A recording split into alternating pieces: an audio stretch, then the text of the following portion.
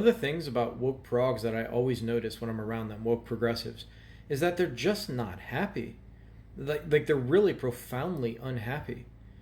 They've given up the pursuit of happiness. Or maybe a better way to put it is they're part of a group that has a philosophy. They're part of a community that has a philosophy that makes them just miserable for the most part. They trick themselves. You ever been around somebody like who's the clown mask? They have the smiley face clownish mask on, but behind the mask there's tears.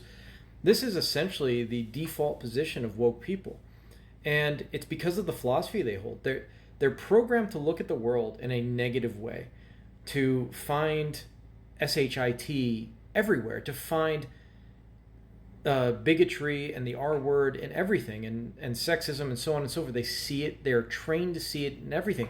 So much so actually that they see it where it doesn't exist. So, if you took a kid and said, throughout your day at school, I want you to focus on every single problem. I want you to find problems. When you come home, the longer your list of problems is, the more cookies you get. This is essentially wokeism. You tell people you will be rewarded for finding crap in society. Guess what they do? They don't just see crap, because there's crap in society. We can all agree to that. They will start making up, hallucinating crap to see. Like they see a traditional liberal or conservative and they think they're the same type of people as those guys from Germany in the 1930s and 40s. You can't call them what they are because TikTok, Instagram, these platforms will ban you. But this is what they do. They start hallucinating things because they've been told to critically approach reality, right? And this is what critical theory is, essentially. It's just finding problems that aren't there. Or another thing that they do is they find real problems, right? Like maybe something like police brutality is a real problem. When it happens, it's a real problem. But they exaggerate the problem.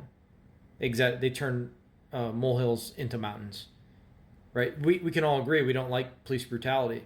But what the woke progressive does is they say, okay, it's systemic. So everything, no matter, it could be one area of one system that has a problem that we all agree upon that needs to be fixed. Like Roland Fryer Jr. found that police brutality, not police shootings, but police brutality was about I think it was like 17%. You're 17% more likely if you're an African American to be like thrown on the ground, hit with a baton. That's a problem, right? So we have this little area in a system that certainly needs work, but they blow everything up to systemic. Now, you go through the day like this, right? You go through the day like this, constantly finding the negative, and you just become a miserable person. So that's the first level of it. The first level of their bad mood, and they'll tell you they're happy. They're not. The first level of their bad mood, they've been trained to find the negative. That's really, really not a healthy psychological life to lead, but that's what they do. Okay? And then here's the other thing. They're paranoid that they're going to say something wrong. So they have bought into political correctness. They've bought into political correctness so much that every word that comes out of their mouth, they have like an inner security guard, woke security guard that's watching them. And they're scared to death to say something wrong. Right? So that paranoia, this fixation and obsession with finding the negative and hallucinating the negative makes them miserable.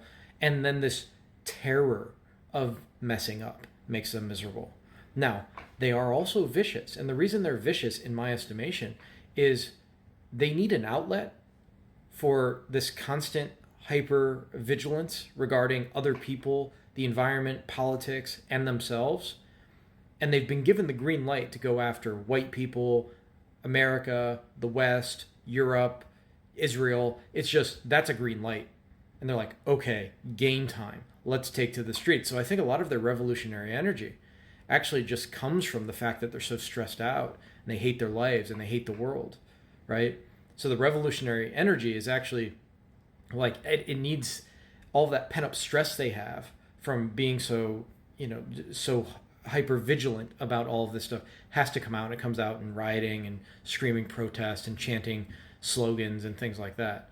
And they're just miserable. They're absolutely miserable. But when you're in a community that has a bad philosophy and you've been told this philosophy it's a lot like, in my personal opinion, like the vegan community. I used to be a vegan, so you get really attached to this philosophy. You get really attached to this philosophy, and it's making you miserable. It's making you unhealthy. But you keep going around people who tell you this is the right way to be, the right way to be healthy, the right way to think. This is outside of outside of religious sainthood. This is political sainthood. If you want to be a political saint, this is how you need to act. You need to find bigotry, prejudice, phobias, transphobia, homophobia, in everything you see, right? Everywhere you look, you need to find this because it's there. It's either explicit or it's hidden, right? So just see the world as this patriarchal W supremacy world, and just do that, and watch what you say all the time, right? And this is how you're a good person. If you snap out of it, we call it red pilled, right? By the way, take one red pill, don't take too many, or you turn into like Candace Owens or something. Anyways, it's just a little aside. But people who wake up from that, they go, oh my God. Or you see this a lot in the carnivore community. They eat a piece of meat and they go, oh, what was I thinking? This is what humans were meant to eat, like high protein, high fat foods. So some people wake up to that, but a lot of people don't. Because the thing I always say about woke progs, they want to be good people. This is all an attempt to truly be good people. Now, they do have, some of them have some psychological proclivities that make them rather vicious, but generally speaking, they're really trying to be good people. But they're in the wrong, they've adopted the wrong philosophy. Vegans really want to be healthy people, but I think they've adopted the wrong diet, the wrong way to eat. There probably are some people who are good on a vegan diet, but most of the vegans I've met, it's like they go back to meat eventually and they feel better. So, anyways, they're miserable people, and it's because they've been programmed, by miserable people who made the philosophies. I mean, if you study anybody from the Frankfurt School or Foucault or these guys, they're kind of they're not psychologically healthy people, and a lot of them are absolutely miserable, suicidal almost, right? So these repressed, awful people create philosophies that become very influential, and it is ironic mentioning Foucault, with that inner vigilance, that inner security guard. But that's what happens, right? You become you become your own sort of panopticon, and you're watching your every thought emerging from the unconscious, and into consciousness, and you're just always watching yourself, and it makes people miserable because you can't be human. You can't mess up. There's no forgiveness in the woke movement, right? Like it's not there. So if you mess up, you're essentially like ostracized. It's like one mistake, off with their heads. So and they'll never let you forget it. If you make a mistake in woke terms could be, you could start to say, well, color blindness isn't all bad, and that's it. And you're going to activate the other wokesters, and you've just kind of ruined your life in that community. You ruined your life. And they'll never let you forget it. They'll always look at you suspiciously because of that comment. So anyways, they're miserable. I notice it every time I'm around them.